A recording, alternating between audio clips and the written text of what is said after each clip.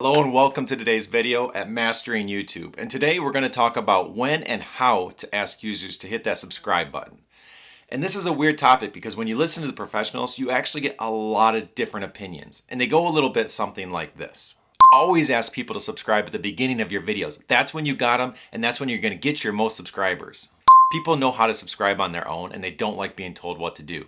So don't ask them to subscribe. Ask at the end of your video. If they made it this far, they probably like your content, and this is a good time to ask them to subscribe. My approach is a little bit different than those methods, but I do want to point out right out of the gate, I do not agree with asking people to subscribe at the very beginning of your videos at all. Why? Well, let's think of it from a viewer perspective. Chances are they've never watched your content before, so they're not a subscriber. So this is their moment to kind of get to know you, to feel you out, to see if they like your structure, how you do your videos, how you present yourself. And right out of the gate, you come out and say, please subscribe to me. And why would they? Have you provided value to them? Have you entertained them? Have you given them a chance to see how your videos flow and if they even like you or not? No, you haven't provided anything. This is the very beginning of your video. So from a viewer's perspective, what do you think their reaction is going to be? It's probably going to be annoyance.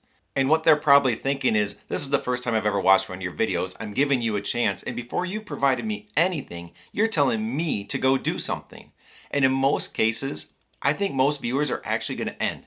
They're going to get annoyed, they're going to be a little frustrated that you haven't given them anything yet, you're asking them to do something for you, the creator, and they're going to move on. They're going to go back to YouTube and find the next video to watch. And this hurts you in multiple ways. First, you don't get a subscriber. Second, you've probably already burned an opportunity with a viewer that has shown an interest in your style of content. And now they're not going to watch your videos in the future because they've already put in their head, I'm not interested in that person. Most importantly, from a YouTube perspective, they see a lot of people exiting your video early. And this tells them that the video probably isn't very good if people don't want to watch it more than a few seconds in. And from a YouTube platform standpoint, their goal is to find videos that people are going to watch a lot of, to stay on their platform, to keep their platform successful. So why would they show videos that are not going to keep people entertained or keep people watching? So they bury those videos, and that is no good for you. So to me, when you start to ask viewers to subscribe routinely, it takes away from the quality of your video. And viewers pick up on that, and they start to feel used. They start to feel annoyed. And that is not the way you want to leave viewers feeling. You want them to like you and to want to watch more of your content, that when they see you in the future, it doesn't matter even what the title is. They're like, oh, I like that person, I'm going to go watch it. So what I do is I mix it up. But I ask people to subscribe in one of two methods. The first is, and I do agree with, asking people to subscribe at the end of your videos. Maybe not every time, but I do think that's a good place because if someone has made it to the very end of your video, there's a good chance that means they actually enjoyed your content. They like you. They like the way you present yourself. They like the content that you're providing. So at this point, a friendly little quick reminder that says, hey, by the way, you can subscribe at this point if you want to know when new content comes out, just puts that little trigger in there that says, oh yeah, that is a good idea, but not an annoyance like I need to build type of way. But do, even at this point, keep your request to subscribe short and on point. Because a viewer, even though they've already started to like you at this point, if you take it away from the content too long and start to make it about you, they will again get annoyed even at this point in the video. So keeping it simple, like saying, don't forget to like this video and subscribe if you want to know when future content comes out, is short, sweet, to the point, reminds them, but doesn't take away from your video for more than a second or two. And second, and my preferred method, is if you're going to ask someone to subscribe, do it as a show of value. So as an example, let's say your current video is about planting tomatoes in the garden.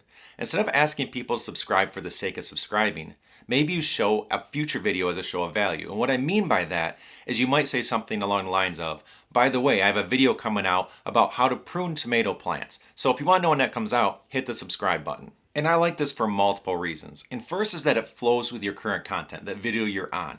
So you can be talking during your current video, drop the hint to subscribe in a way that shows how it ties to your current video and then flow right back into your existing video without skipping a beat. So the viewer doesn't feel like you're taking away to make it about you. It's still about them. It's saying, hey, oh, by the way, something else is coming out I think you'll like. And it always keeps it about the viewer. And because of this, it helps take that annoyance factor I was talking about away. And additionally, you're at a point in the video where hopefully the video itself has provided some value to the viewer.